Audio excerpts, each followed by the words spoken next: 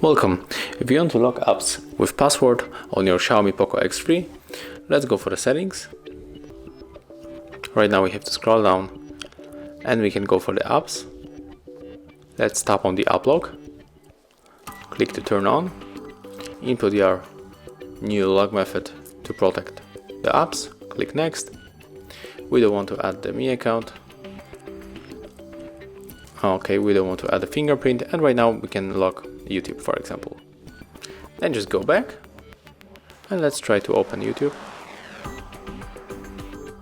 And as you can see right now, it is working. It was really fast because they used the face detection, but I'm going to put the finger to camera and show you that we can also do this by our pattern and entering with our protection pattern.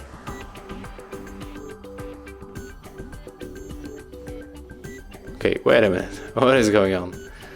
Let's lock the device. I think there is the problem. And right now let's try to enter here. Okay, and as you can see, right now we have to input our pattern to enter. Whoa, what is this kind of lag? And as you can see right now we are able to open it with a protection pattern, but you can also do this with the face unlock. So that's how it looks. Thank you guys for watching. Leave thumbs ups, comments and subscribe to our channel.